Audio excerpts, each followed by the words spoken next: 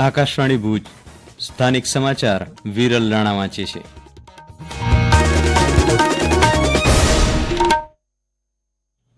નમસ્કાર.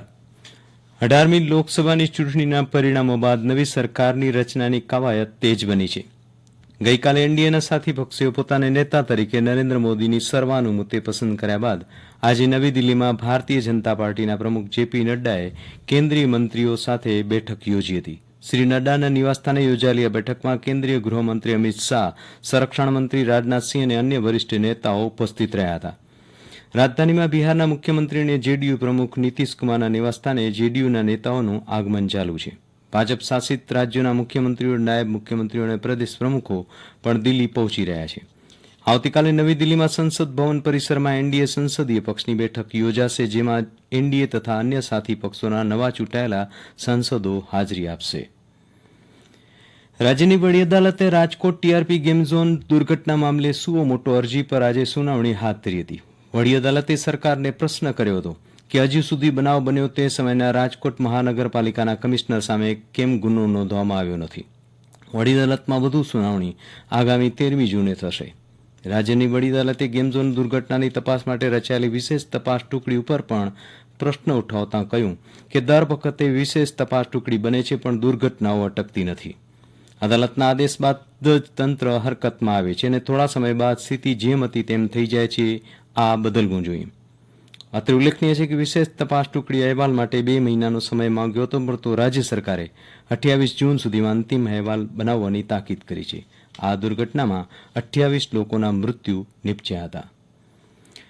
લોકસભા ચૂંટણીમાં ગુજરાતના કુલ 265 ઉમેદવારો મેદાનમાં હતા, જેમાંથી 215 ઉમેદવારોએ તેમની ચૂંટણી ડિપોઝિટ ગુમાવી છે અને 50 ઉમેદવારો તેમની ડિપોઝિટ બચાવી શક્યા છે. આમ 31% ઉમેદવારોએ ડિપોઝિટ ગુમાવી છે.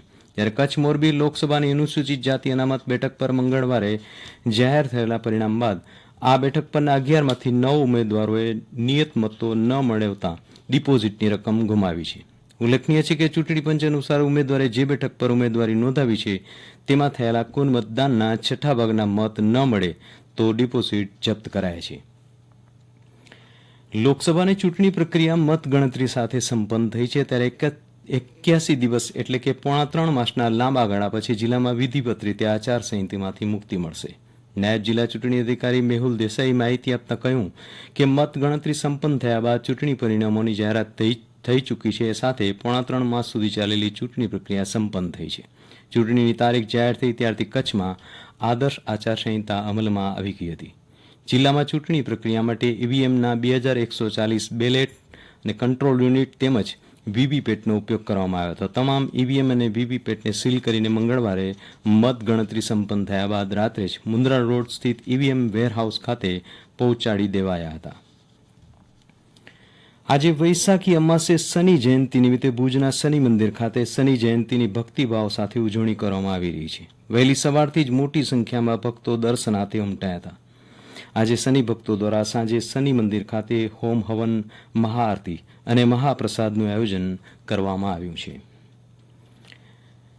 આપત્તિ સમયે ફાયર સેફટીના સાધનોનો ઉપયોગ કેવી રીતે કરવો તે અંગેની સમજણ અને માહિતી મળે તે હેતુસર જિલ્લા પંચાયત કચેરીમાં ફરજ બજાવતા તમામ અધિકારીઓ અને કર્મચારીઓને ફાયર સેફટીના સાધનોની ઉપયોગિતા ચકાસણી અને જિલ્લા વિકાસ અધિકારી એસ.કે. પ્રજાપતિના માર્ગદર્શન હેઠળ કેમ્પસમાં તાલીમ અને મોક ડ્રીલનું આયોજન કરાયું હતું.